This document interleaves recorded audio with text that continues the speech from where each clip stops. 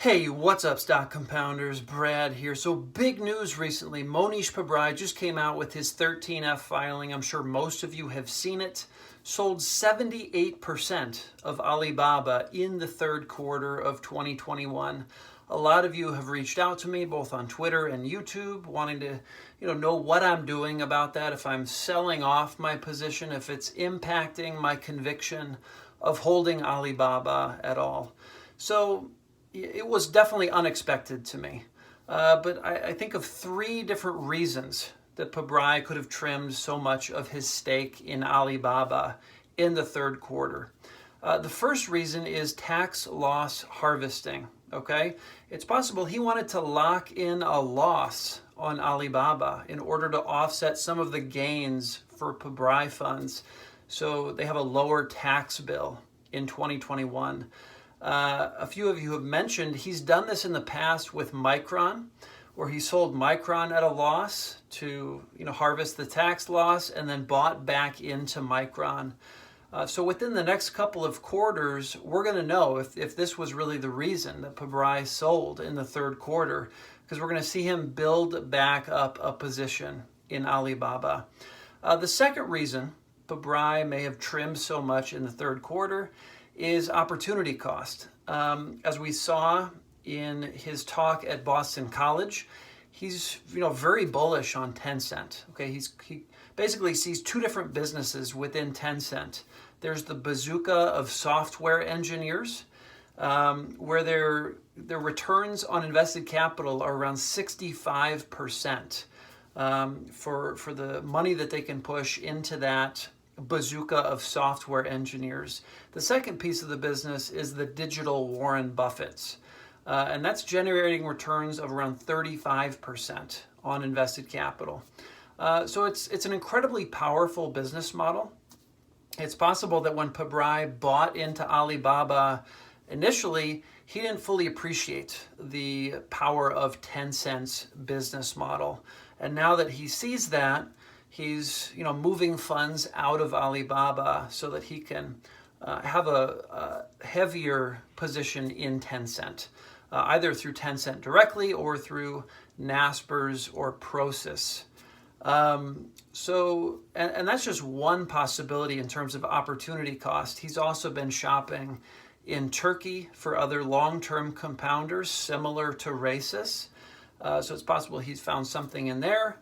Part of what surprised me initially seeing Pabrai get into Alibaba is that it seemed like his learning from Nick Sleep was to find these smaller opportunities that have a very long runway and can compound capital for decades. And that was like 500 million market cap and less that seemed like was in Pabrai's sweet spot. So obviously, Alibaba is so much bigger than that, 1,000 times bigger than it seemed like the opportunities that he was targeting. So maybe he just realized, why am I swinging at this $500 billion pitch where it's going to be tough to realize a 10x over the next decade and a half with a company that's already so large? I should have really just stayed focused on these smaller businesses like Raisis, where the capital can compound at high rates over many years, and you're not encumbered by the size of the ship, right? So those are a few different opportunity cost scenarios that are maybe playing out for Pabrai.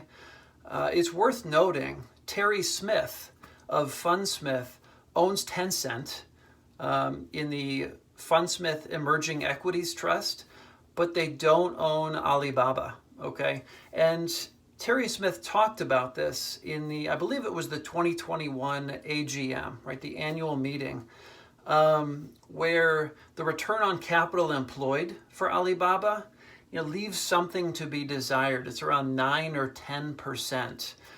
Whereas Tencent is much more attractive in terms of return on capital employed. So, maybe that influenced Pabrai as well. We won't know. For some time, we may never know if he owns Tencent, either directly or through Prosus or Naspers, because the AUM for Pabrai funds is somewhere around $750 million. So, that size stake, maybe a tenth of the fund position in something like Tencent or Prosus, it's just not going to show up. It's not going to be required to be disclosed because it's such a small percentage of the shares outstanding for those companies. So, and of course, it doesn't need to be just Tencent or a company in Turkey. He could have found something wherever, right? We know he owns companies in India, in Japan, in South Korea. So, opportunity costs abound in terms of what he might be finding that has, more attractive potential returns than something like Alibaba. The third scenario, after the tax loss harvesting and the opportunity cost, is maybe he just found something in Alibaba. It's, red flag. His investment thesis is no longer intact. Okay, and that's what it seems like people are afraid of, right? Seeing that Pabrai got out of Alibaba, all of us cloners are looking at this like, oh man, is the investment thesis, did something blow up in the investment thesis for Pabrai that we should be concerned about as holders of Alibaba? And the thing that makes me think that that's probably not the reason, it wasn't very long ago. I think it was the interview with SumZero was the last time Pabrai really got into Alibaba. He was quite bullish. And again, that wasn't very long ago. We saw Charlie Munger double down in the third quarter, right? The same quarter that Pabrai is selling. We saw Charlie Munger adding to that position in Alibaba. So I have a sense it's not the third bucket, that Pabrai no longer sees the investment merits in Alibaba. I'm guessing it's either the tax loss harvesting or it's opportunity cost. He just found something better that he really wants to allocate those funds to instead of Alibaba.